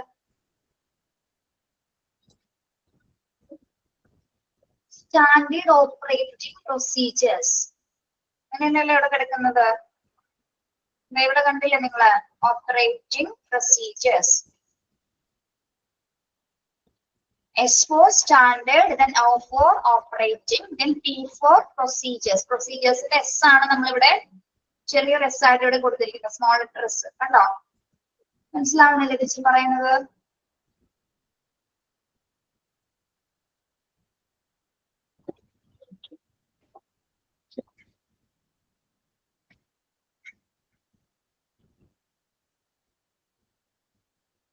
okay. First one എന്താണ്? Receiving of the patients. വരുന്ന പേഷ്യൻസിനെ നമ്മൾ എന്ത് ചെയ്യണം? Receive ചെയ്യണം, അല്ലെ? പേഷ്യന്റിനെ സ്വീകരിക്കുക എന്നത് തന്നെയാണ് ഫസ്റ്റ് SOP എന്ന് പറയുന്നത്. സെക്കൻഡ് എന്താണ്? Registration of the patient. Registration of the patient, വരുന്ന പേഷ്യൻസിന്റെ, അതായത് രോഗിയുടെ രജിസ്ട്രേഷൻ പ്രൊസീജിയർ ആണ് സെക്കൻഡ് വൺ വരുന്നത്. തേർഡ് എന്താണ്? ട്രയേജ് ഓഫ് ദ പേഷ്യൻസ്, അല്ലെ? അതായത് പേഷ്യൻസിനെ സോർട്ട് ഔട്ട് ചെയ്യുന്നത്, അല്ലെ? വർഗീകരിക്കുകയാണ് അവിടെ ട്രയേജ് ഓഫ് ദ പേഷ്യന്റ് എന്ന തേർഡ് പോളിസിയിൽ വരുന്നത്. Then D എന്താണ്? Shifting or transfer within the hospital. Shifting or transfer within the hospital. Within the hospital എന്ന് പറയുമ്പോൾ ഹോസ്പിറ്റലിന് പുറത്താണോ ഹോസ്പിറ്റലിനകത്താണോ? പേഷ്യന്റിനെ ട്രാൻസ്ഫർ ചെയ്യുന്നത് പുറത്താണോ അകത്ത് തന്നെയാണോ? അകത്താണ്, അല്ലെ? അതായത് ഹോസ്പിറ്റലിലെ മറ്റൊരു യൂണിറ്റിലേക്ക്, എമർജൻസി യൂണിറ്റിൽ നിന്നോ കാർഡിയാക് അറസ്റ്റ് വന്ന പേഷ്യന്റ് ആണെങ്കിൽ നമ്മൾ എങ്ങോട്ടേക്കായിരിക്കും പേഷ്യന്റിനെ മാറ്റുന്നത്? ഹോസ്പിറ്റലിനകത്ത് തന്നെയുള്ള കാർഡിയോളജി ഡിപ്പാർട്ട്മെന്റ്സിലേക്കായിരിക്കും, അല്ലെ? Okay, yes. അപ്പൊ വിത്തിൻ ദ ഹോസ്പിറ്റൽ എന്ന് പറയുമ്പോൾ ഹോസ്പിറ്റലിനകത്ത് തന്നെ നമ്മൾ മറ്റൊരു യൂണിറ്റിലേക്ക് പേഷ്യന്റിനെ ട്രാൻസ്ഫർ ചെയ്യുകയോ ഷിഫ്റ്റ് ചെയ്യുന്ന ഒരു പ്രോസസ് ആണ് എന്താ? വിത്തിൻ ദ ഹോസ്പിറ്റൽ ട്രാൻസ്ഫർ എന്ന് പറയുന്നത്, കേട്ടോ. ഓക്കെ, അപ്പൊ ആദ്യം എന്താണ്? വരുന്ന പേഷ്യന്റിനെ നമ്മൾ റിസീവ് ചെയ്തു, അവരെ രജിസ്ട്രേഷൻ ചെയ്തു, സോർട്ട് ഔട്ട് ചെയ്തു, അതായത് ട്രയേജ് ഓഫ് ദ പേഷ്യന്റ്, പേഷ്യന്റിനെ നമ്മൾ മറ്റൊരു യൂണിറ്റിലേക്ക് എന്ത് ചെയ്തു? ഷിഫ്റ്റ് ചെയ്തു, അല്ലെ? ഓക്കെ. അടുത്തത് എന്താണ്? Referral of the patient. Referral of the patient. എന്താണ് referral of the patient എന്ന് പറയുന്നത്? Referral of the patient എന്ന് പറയുന്നത് എന്താണ് ഇവിടെ സൂചിപ്പിക്കുന്നത്? Referral എന്ന് പറഞ്ഞാൽ എന്താ?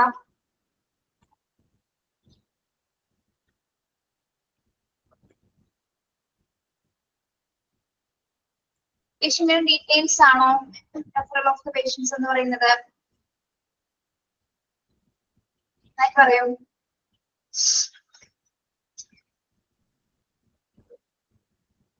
റീവാലുവേഷൻ ആണെങ്കിൽ അവിടെ റീവാലുവേഷൻ കൊടുക്കൂലേ? ഒന്ന് നോക്കിയേ, എന്തായിരിക്കും റെഫറൽ ഓഫ് ദ പേഷ്യന്റ് എന്ന് പറയുന്നത്? ഷിഫ്റ്റിംഗ് ആയിരിക്കോ? ആണോ? യെസ്. നമ്മൾ റെഫർ ചെയ്യുന്നത് എപ്പോഴാണ്? ഇപ്പൊ മറ്റൊരു യൂണിറ്റിലേക്ക് മാറ്റാലും എന്താണ്, ചിലപ്പോൾ എന്തെങ്കിലും ഇനി പെട്ടെന്ന് ഒരു ക്രിട്ടിക്കൽ സിറ്റുവേഷൻസ് അല്ലെങ്കിൽ അവിടെ ഹോസ്പിറ്റൽ ഫെസിലിറ്റീസിന് എന്തെങ്കിലും കുറവുണ്ടെങ്കിൽ എന്ത് ചെയ്യും? നമ്മൾ മറ്റൊരു ഹോസ്പിറ്റലിലേക്ക് പേഷ്യന്റിനെ റെഫർ ചെയ്യും, അല്ലെ? ഓക്കെ. അല്ലെങ്കിൽ അതർ യൂണിറ്റ്സിലേക്ക് എന്ത് ചെയ്യും? കാർഡിയാക്കിൽ പറ്റില്ല, അല്ലെങ്കിൽ മറ്റു ചില പൈസയിലോട്ടൊക്കെ മാറ്റാൻ പെട്ടെന്ന് തന്നെ എന്താണ്, ഏത് ഡിപ്പാർട്ട്മെന്റിലേക്കാണ് നമ്മൾ മാറ്റുന്നത് അവിടേക്ക് എന്താണ് ആ പേഷ്യൻസിന്റെ റെഫറൻസ് റെക്കോർഡ്സ് ഒക്കെ കൊടുത്ത് പേഷ്യൻസിന് എന്ത് ചെയ്യും? നമ്മൾ ആ റെഫറൽ ഫോംസ് ഒക്കെ കൊടുത്ത് എന്താണ് പേഷ്യന്റിനെ നമ്മൾ റെഫർ ചെയ്യുന്നത്. ഓക്കെ. ദെൻ നെക്സ്റ്റ് എന്താണ്? Discharge of the patients. ഈ പേഷ്യന്റ് സ്റ്റേബിൾ ആയി കഴിയുമ്പോൾ നമ്മൾ എന്ത് ചെയ്യും? പേഷ്യന്റിനെ ഡിസ്ചാർജ് ചെയ്യുന്നു. Then brought in death cases. Brought in death cases ആണെങ്കിലോ? Brought in death cases, death കേസസിലാണെങ്കിൽ നമുക്കറിയാം, അല്ലെ? ധാരാളം പ്രൊസീജിയേഴ്സിലൊക്കെ കഴിഞ്ഞാൽ മാത്രമേ നമുക്ക് എന്താണ് പേഷ്യന്റിന്റെ ബോഡി, അതായത് മരിച്ച പേഷ്യന്റ് ആണെങ്കിൽ എന്താണ് പോലീസ് വന്നതിന് ശേഷം പോസ്റ്റ്മോർട്ടം ഒക്കെ ശേഷം അതിന്റെ പ്രൊസീജിയേഴ്സ് ഒക്കെ കഴിയാതെ നമുക്ക് എന്താണ് ബോഡി വിട്ടു തരുന്നതായിരിക്കില്ല. ഓക്കെ. പ്രത്യേകിച്ച് എങ്ങനെയുള്ള കേസസിലാണ്? ഡെഡ് കേസസ് വരുന്ന സമയത്ത്. ഓക്കെ. അടുത്തത് എന്താണ്? Code blue. അടുത്ത പ്രൊസീജിയർ എന്ന് പറയുന്നത് കോഡ് ബ്ലൂ ആണ്. അറിയാമോ കോഡ് ബ്ലൂ ഏത് സമയത്താണ് നമ്മൾ പുറപ്പെടുവിക്കുന്നതെന്ന്? റെസ്പോൺസ് കോഡാണ്. കോഡ് ബ്ലൂ മീൻസ് എന്താണ്? കാർഡിയാക് അറസ്റ്റ് ഉണ്ടാകുന്ന സിറ്റുവേഷൻസിലാണ് അല്ലെ, കാർഡിയാക് അറസ്റ്റ് അല്ലെങ്കിൽ ഹാർട്ട് അറ്റാക്ക് ഉണ്ടാകുന്ന സിറ്റുവേഷൻസിലാണ് കോഡ് ബ്ലൂ പുറപ്പെടുവിക്കുന്നത്. Yes, life threatening medical emergency തന്നെ ഏറ്റവും ഇമ്പോർട്ടന്റ് ആയിട്ട് അവിടെ വരുന്ന കോഡിന്റെ കളർ അതിൽ ഏതാണ് സൂചിപ്പിക്കുന്നത്? കാർഡിയാക് അറസ്റ്റ് ആണ്. Okay, yes, code blue. അപ്പൊ ഇതുപോലെ തന്നെ നമ്മൾ ഓരോ റെസ്പോൺസ് കോഡിന്റെ കളർ കോഡുകളൊക്കെ നിങ്ങൾ പഠിക്കും കേട്ടോ. ലാസ്റ്റ് 4th മൊഡ്യൂളിലൊക്കെ നമ്മൾ പഠിക്കും. ഓരോ കളർ കോഡ്സ് ഉണ്ട്. കോഡുകൾ എന്തിനെയാണ് സൂചിപ്പിക്കുന്നത്? കാർഡിയാക് അറസ്റ്റ് ആണ് കേട്ടോ. ഓക്കെ, അപ്പോൾ ആ ഒരു സമയത്ത്, അതായത് കാർഡിയാക് അറസ്റ്റുമായി ബന്ധപ്പെട്ട പേഷ്യൻസ് വരുന്ന സമയത്ത് എമർജൻസി ഡിപ്പാർട്ട്മെന്റിലെ ഡോക്ടേഴ്സും നഴ്സുമാരും സജ്ജമാകുന്നതിന് വേണ്ടിയിട്ടാണ് നമ്മൾ അതൊരു അലേർട്ടേഷൻ കോഡാണ് എന്ത്, അതായത് ഹാർട്ട് അറ്റാക്ക് എന്നൊരു എമർജൻസി കോഡ് പുറപ്പെടുവിച്ച് കഴിയുമ്പോൾ എന്താണ് ഹോസ്പിറ്റലിലെ നഴ്സുമാരും സ്റ്റാഫുകളും ഡോക്ടേഴ്സും ഒക്കെ അതിനനുസരിച്ച് സജ്ജമാകും. ഓക്കെ, ഇനിയിപ്പോ അങ്ങനെ ഓരോ കേസസിനുണ്ട്. ഇപ്പൊ ചൈൽഡ് മിസ്സിംഗ് ആയിട്ടുണ്ടെങ്കിൽ നമ്മള് കോഡ് പിങ്ക് ആണ് പുറപ്പെടുവിക്കുന്നത്, ചൈൽഡ് മിസ്സിംഗ് ആയിട്ടുണ്ടെങ്കിൽ. പിന്നെ ഫയർ നടക്കുന്ന സമയത്ത് ഏത് കോഡായിരിക്കും പുറപ്പെടുവിക്കുന്നത്? ഫയർ അല്ലെങ്കിൽ സ്മോക്ക് ഒക്കെ വരുന്ന സമയത്ത് ഏത് കോഡായിരിക്കും? ഫയർ എന്ന് അറിയാലോ, ഫയർ റെഡ് കോഡായിരിക്കും അല്ലെ. ഓക്കെ, യെസ്, ഇതൊക്കെ അലേർട്ടേഷൻസിനുള്ള കോഡുകളാണ് കേട്ടോ. നിങ്ങൾ 8-9ഓളം കോഡ്സ് നിങ്ങൾ പഠിക്കും. ഓക്കെ, കോഡ് ബ്ലൂ എന്ന സിറ്റുവേഷൻ ആണെങ്കിൽ കോഡ് ബ്ലൂ പുറപ്പെടുവിക്കും. അടുത്ത എന്താണ്? Medico legal cases. അടുത്ത പ്രൊസീജിയറിൽ വരുന്ന എന്താണ്? മെഡിക്കോ ലീഗൽ കേസസുകളാണ് അല്ലെ, മെഡിക്കോ ലീഗൽ കേസസുമായി ബന്ധപ്പെട്ട procedures. Okay, clinical protocols. Clinical protocols എന്താണ്? ക്ലിനിക്കൽ പ്രോട്ടോകോൾസ്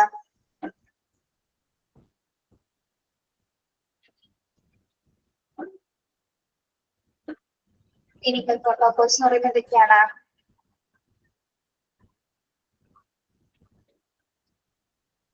ട്രീറ്റ്മെന്റിൽ ഇരിക്കുന്ന ഒരു പേഷ്യന്റ് മരിച്ചു പോയാൽ അല്ലെ, ട്രീറ്റ്മെന്റിൽ ഇരിക്കുന്ന പേഷ്യൻസ് മരിക്കുകയാണെങ്കിൽ എന്താണ്? അയാളുടെ ബോഡി ബന്ധുക്കൾക്ക് വിട്ടുകൊടുക്കുന്നതിന് മുമ്പായിട്ട് എന്താണ്?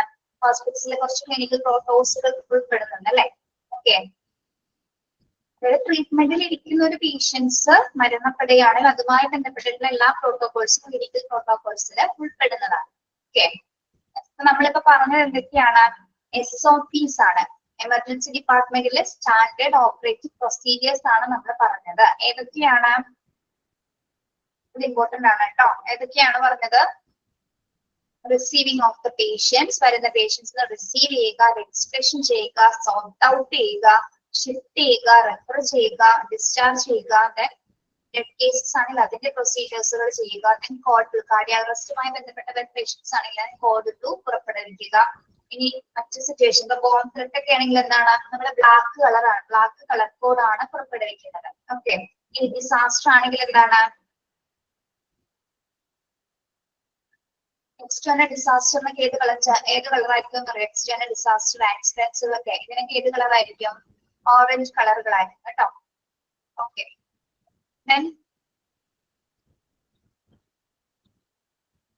പിന്നെന്താണ്? മെഡിക്കോ ലീഗൽ കേസസുമായി ബന്ധപ്പെട്ട പ്രൊസീജിയേഴ്സുകൾ ചെയ്യുന്നത്. അതേപോലെ ക്ലിനിക്കൽ പ്രോട്ടോകോൾസ്, ട്രീറ്റ്മെന്റിൽ ഇരിക്കുന്ന ഒരു പേഷ്യന്റ് മരിക്കുകയാണെങ്കിൽ അതുമായി ബന്ധപ്പെട്ടുള്ള പ്രോട്ടോകോൾസ് എല്ലാം തന്നെ ഇതിൽ ഉൾപ്പെടുന്നതാണ്, ക്ലിനിക്കൽ പ്രോട്ടോകോൾസിലാണ് ഉൾപ്പെടുന്നത്. ഓക്കെ, അപ്പൊ ഇത്തരം സ്റ്റാൻഡേർഡ് ഓപ്പറേറ്റിംഗ് പോളിസീസ് ആണ്.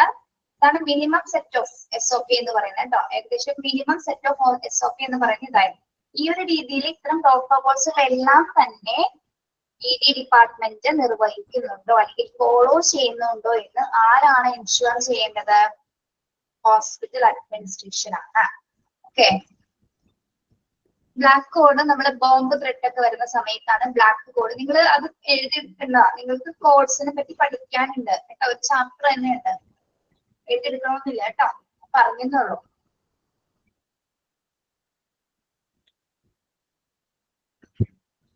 ഓക്കെ, നമുക്കൊന്ന് ജസ്റ്റ് ഒന്ന് ബ്രീഫ് ആയിട്ട് പറഞ്ഞു നോക്കിയാലോ? ഹോസ്പിറ്റൽ അഡ്മിനിസ്ട്രേഷൻ എൻഷുർ ചെയ്യേണ്ട കാര്യങ്ങൾ എന്തൊക്കെയാണെന്ന് പറയട്ടെ.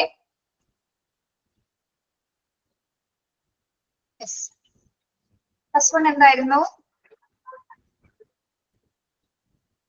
ED ഡിപ്പാർട്ട്മെന്റിലെ പ്രവർത്തനങ്ങൾ നല്ല രീതിയിൽ ഓർഗനൈസ് ചെയ്യുന്നുണ്ടോ? അഡ്മിനിസ്ട്രേഷൻ കാര്യങ്ങൾ, അതായത് കാര്യനിർവഹണ പ്രവർത്തനങ്ങളെല്ലാം തന്നെ, അതായത് വരുന്ന പേഷ്യൻസിന്റെ നീഡ്സ് അനുസരിച്ച് ഇതെല്ലാം തന്നെ ഓർഗനൈസ് ചെയ്യുന്നുണ്ടോ എന്ന് HA ഉറപ്പുവരുത്തേണ്ടതാണ്. സെക്കൻഡ് വൺ എന്താണ്? ED ഡിപ്പാർട്ട്മെന്റ്സിലെ പോളിസി, റിട്ടേൺ പോളിസീസും പ്രൊസീജിയേഴ്സും ഒക്കെ പറഞ്ഞു തരാട്ടോ. മിനു പോളിസീസ് എല്ലാം തന്നെ ഇനി ഫോളോ ചെയ്യുന്നുണ്ടോ എന്നുകൂടെ ഇനി ഉറപ്പുവരുത്തണം. ഓക്കെ, ഇത് പറഞ്ഞുതരാം കേട്ടോ, എല്ലാം പറഞ്ഞു തന്നിട്ട് വിട്ടോളൂ. പിന്നെന്താണ്, അവിടെ കൊടുക്കുന്ന എല്ലാതരം സർവീസ്, മെഡിക്കൽ സ്റ്റാഫുകളും നഴ്സിംഗ് സ്റ്റാഫുകളൊക്കെ കൊടുക്കുന്ന എല്ലാ സർവീസസും അല്ലെങ്കിൽ മറ്റ് ആൻസിലറി സർവീസസ് ഒക്കെ കൊടുക്കുന്ന സമയത്ത് ക്വാളിറ്റി ഉള്ള സർവീസസ് ആണ് അവർ പ്രൊവൈഡ് ചെയ്യുന്നത് എന്ന് ഉറപ്പുവരുത്തേണ്ടതും HA ആണ്. പിന്നെന്താണ്, പേഷ്യൻസിന് കൊടുക്കുന്ന എമർജൻസി കെയറിൽ കണ്ടിന്യൂറ്റി അല്ലെങ്കിൽ നല്ല തുടർച്ചയായിട്ടുള്ള ഒരു കെയർ ആണ് അവർ കൊടുക്കുന്നത് എന്നതൊക്കെ മോണിറ്റർ ചെയ്യുന്നതും ഇവാലുവേറ്റ് ചെയ്യുന്നതും HA ആണ്. പിന്നെന്താണ് പറയുന്നത്, medical director oversee all aspects of the practice of emergency medicine ED. Emergency medicines അല്ലെ, എമർജൻസി ഡിപ്പാർട്ട്മെന്റിൽ കൊടുക്കുന്ന മെഡിസിൻസുമായി ബന്ധപ്പെട്ട് എല്ലാ ഡീറ്റെയിൽസ്, മെഡിസിന്റെ കൃത്യസമയത്താണ് മെഡിക്കേഷൻസ് കൊടുക്കുന്നത് അല്ലെങ്കിൽ അതിന്റെ അളവുകൾ അല്ലെങ്കിൽ എക്സ്പയറി ഡേറ്റ് കഴിഞ്ഞ മരുന്നുകളാണോ കൊടുക്കുന്നത്, കൃത്യമായിട്ടുള്ള അളവിലാണോ കൊടുക്കുന്നത്, എല്ലാ കാര്യങ്ങളും ആരാണ് ഓവർസീ ചെയ്യുന്നത്, മെഡിക്കൽ ഡയറക്ടറാണ്. അദ്ദേഹം അത് കൃത്യമായി ഓവർസീ ചെയ്യുന്നുണ്ടോ എന്ന് കൂടി HA ഉറപ്പുവരുത്തണം.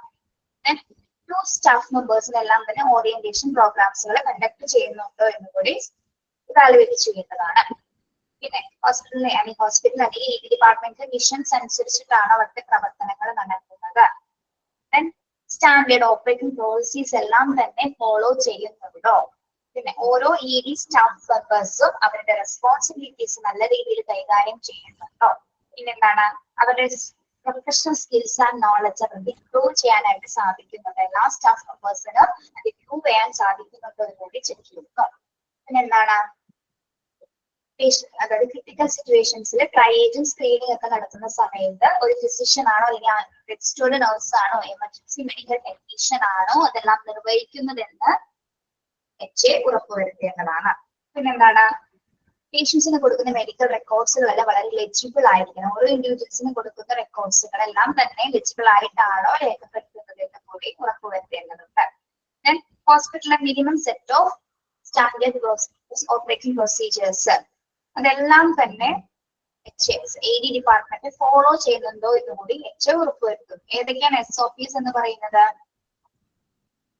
റിസീവിംഗ് ഓഫ് ദ പേഷ്യന്റ്, പേഷ്യന്റിനെ റിസീവ് ചെയ്യുക, രജിസ്ട്രേഷൻ ചെയ്യുക, ട്രൈ ചെയ്യുക, പേഷ്യന്റ് ചെയ്യുക, റെഫർ ചെയ്യുക, ഡിസ്ചാർജ് ചെയ്യുക, ഡെഡ് കേസസ് ആണെങ്കിൽ അതിന്റെ പ്രോട്ടോകോൾസ് ഫോളോ ചെയ്യുക, കോഡ് ബ്ലൂ പുറപ്പെടുവിക്കേണ്ട സിറ്റുവേഷൻസിൽ കോഡ് ബ്ലൂ പുറപ്പെടുവിക്കുക, അത് ഏത് സിറ്റുവേഷൻസ് ആണോ അതിനനുസരിച്ചിട്ടുള്ള എമർജൻസി കോഡുകൾ പുറപ്പെടുവിക്കുക. ദെൻ മെഡിക്കോ ലീഗൽ കേസസ് ആണ് അതിന്റെ പ്രോട്ടോകോൾസുകൾ കൈകാര്യം ചെയ്ത്, ക്ലിനിക്കൽ പ്രോട്ടോകോൾസ് ആണെങ്കിൽ അതിന്റെ പ്രൊസീജിയേഴ്സ് എങ്ങനെയാണ് അതെല്ലാം തന്നെ അതിനനുസരിച്ചിട്ടായിരിക്കണം ഫോളോ ചെയ്യുന്നത്. ഇത്തരം കാര്യങ്ങളാണ് ഒരു hospital administration ED emergency department കൃത്യമായിട്ട് നിർവഹിക്കുന്നുണ്ടോ എന്ന് ഉറപ്പുവരുത്തേണ്ട കാര്യങ്ങളാണ് നമ്മൾ പറഞ്ഞത്. മനസ്സിലായോ നിങ്ങൾക്ക്? RN രജിസ്റ്റേർഡ് നഴ്സ് കഴിഞ്ഞ ക്ലാസ് കയറിയില്ലടോ. RN എന്ന് പറയുന്നത് രജിസ്റ്റേർഡ് നഴ്സ് ആണ്. EMT എന്ന് പറയുന്നത് emergency medical technician. Okay, clear ആണോ?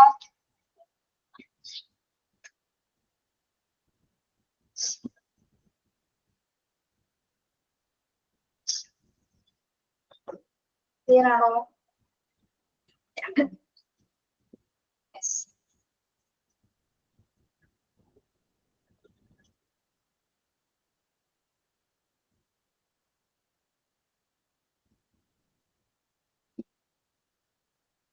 ഇനി ഒന്ന് ജസ്റ്റ് ഒന്ന് നമ്മൾ പറഞ്ഞു വെക്കുന്നുള്ളൂ, ഇത് അടുത്ത ക്ലാസ്സിൽ എടുക്കുള്ളൂ കേട്ടോ. ക്വാളിറ്റി ഇൻഡിക്കേറ്റേഴ്സ്, അതായത് ഗുണനിലവാരം നിശ്ചയിക്കുന്ന സൂചകങ്ങൾ. നമ്മൾ പറഞ്ഞ എമർജൻസി ഡിപ്പാർട്ട്മെന്റ് ഇത്രയും പോളിസിയും പ്രൊസീജിയർ ഒക്കെ ഉണ്ടെന്നൊക്കെ പറഞ്ഞല്ലേ നമ്മള്. അപ്പൊ ഒരു എമർജൻസി ഡിപ്പാർട്ട്മെന്റ് നിലവാരം കണ്ടെത്തുന്നതിന് അല്ലെങ്കിൽ അതിന്റെ ക്വാളിറ്റി നിർണ്ണയിക്കുന്നതിന് കുറച്ച് നിർണായക ഘടകങ്ങളുണ്ട് അല്ലെങ്കിൽ സൂചകങ്ങളുണ്ട്. അതൊക്കെയാണ് ഇവിടെ കൊടുക്കുന്നത്. അതായത് എമർജൻസി ഡിപ്പാർട്ട്മെന്റിന്റെ ക്വാളിറ്റി നിർണ്ണയിക്കുന്ന സൂചകങ്ങൾ ഏതൊക്കെയാണെന്നാണ് നമ്മൾ പഠിക്കാൻ പോകുന്നത്. ഓക്കെ,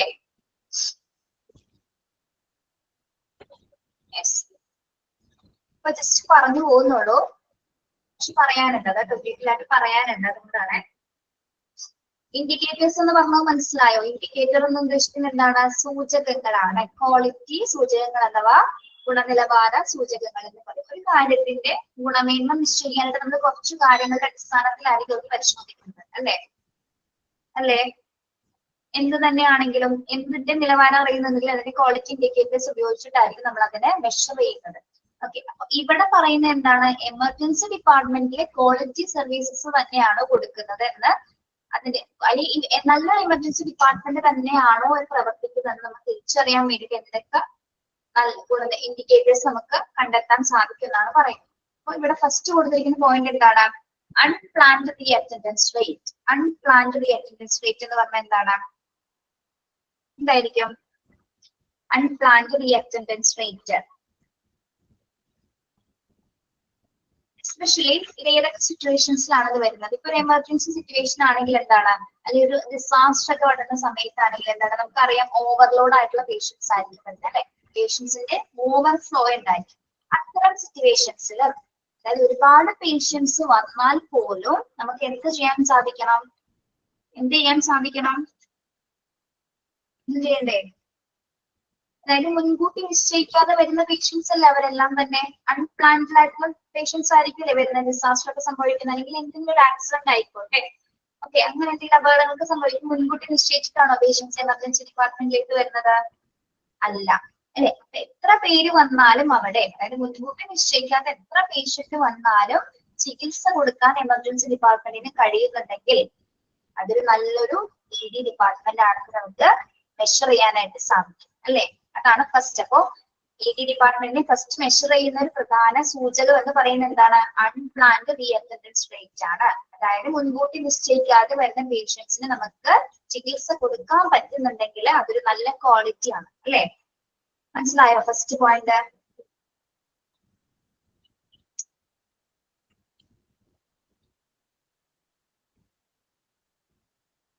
മനസ്സിലായോടോ?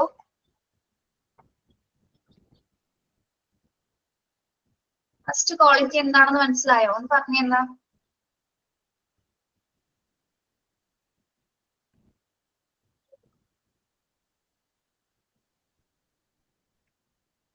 ഭവിഷ എന്ന് പറയാമോ? ഭവിഷ എന്താണ് ക്വാളിറ്റി ഇൻഡിക്കേറ്റേഴ്സ് എന്ന് പറഞ്ഞത്? ആ ഒരു ഫസ്റ്റ് പോയിന്റ് മാത്രം ഒന്ന് പറഞ്ഞാൽ മതി. എക്സ്പ്ലെയിൻ ചെയ്തൊന്ന് പറഞ്ഞേ. ഇത് പ്രകൃതി ദുരന്തങ്ങളോ മറ്റോ പിന്നെ വന്നിട്ട് പേഷ്യൻസ് കുറെ ഹോസ്പിറ്റലിൽ വന്നാലും അത് പിന്നെ ED ഡിപ്പാർട്ട്മെന്റിന് പിന്നെ പ്രവേശിപ്പിക്കാനുള്ള കഴിവുണ്ടാവണമെന്ന്. ED ഡിപ്പാർട്ട്മെന്റിന് അല്ല, അതിന്റെ ട്രീറ്റ്മെന്റ് ചെയ്യാനുള്ള കഴിവും കൂടി ഉണ്ടാവണമെന്ന്. ഉണ്ടായിരിക്കണം. ഓക്കെ, അതായത് എത്ര പേഷ്യൻസ് വന്നാലും നമുക്ക് ട്രീറ്റ് ചെയ്യാനായിട്ട് സാധിക്കണം അല്ലെ. അതൊരു എമർജൻസി ഡിപ്പാർട്ട്മെന്റിന്റെ ഗുഡ് ക്വാളിറ്റി ആണ്. ഓക്കെ, അപ്പൊ അത് വെച്ച് നമുക്ക് എമർജൻസി ഡിപ്പാർട്ട്മെന്റ് നല്ലതാണെന്ന് നമുക്ക് മെഷർ ചെയ്യാനായിട്ട് സാധിക്കും. Okay, very good. Then standard operating procedures ഏതൊക്കെയാണ്? ഒരു രണ്ടെണ്ണം പറയാമോ? സ്റ്റാൻഡേർഡ് ഓപ്പറേറ്റിംഗ് പ്രൊസീജിയേഴ്സ് ഏതൊക്കെയാണ്? ക്രിസ്റ്റിമോൾ. ക്രിസ്റ്റിമോൾ. Receiving of the patient, registration of the patient, പിന്നെ triage of the patient, Then shifting. Okay, code blue നമ്മൾ ഏത് സമയത്താണ് പുറപ്പെടുവിക്കുന്നത്? കോഡ് ബ്ലൂ ഏത് എമർജൻസി സിറ്റുവേഷൻ ആണ്? Okay, yes. Then SOP stand for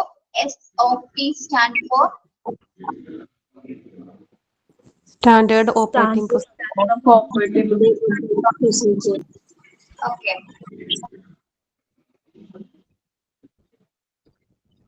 emergency ഡിപ്പാർട്ട്മെന്റിലെ പ്രവർത്തനങ്ങള് വിലയിരുത്തുന്നത് അല്ലെങ്കിൽ ഇവാലുവേറ്റ് ചെയ്യുന്നത് ഏത് ഡിപ്പാർട്ട്മെന്റ് ആണ്? എമർജൻസി ഡിപ്പാർട്ട്മെന്റിന്റെ പ്രവർത്തനങ്ങള് hospital administration.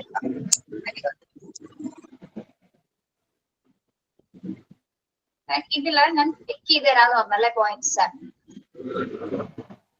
First point tick ചെയ്യാം കേട്ടോ. ഫസ്റ്റ് പോയിന്റ് ടിക്ക് ചെയ്തേ.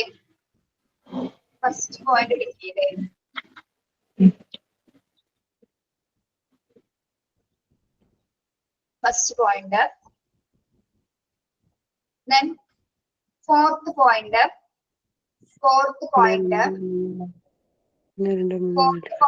Yeah.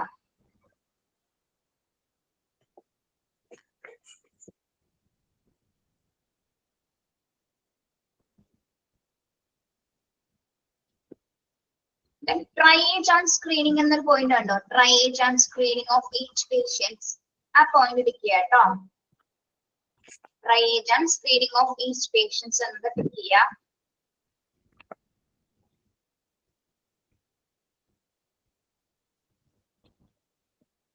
ഏതൊക്കെ ടിക്ക് ചെയ്തു?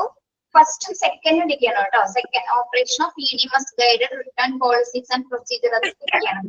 സെക്കൻഡും ടിക്ക് ചെയ്യാം. ശ്രദ്ധിച്ചേ, ഫസ്റ്റ് സെക്കൻഡും ടിക്ക് ചെയ്യാം. പിന്നെ ഏതാ ടീച്ചർ പറഞ്ഞത്? ഫോർത്ത് പോയിന്റ് ടിക്ക് ചെയ്യാം. ഇത് കംപ്ലീറ്റ് പഠിക്കണം കേട്ടോ. SOP സ്റ്റാൻഡേർഡ് ഓപ്പറേറ്റിംഗ് പ്രൊസീജിയേഴ്സ് എന്തൊക്കെയാണെന്നുള്ളത് കംപ്ലീറ്റ് നോക്കാം.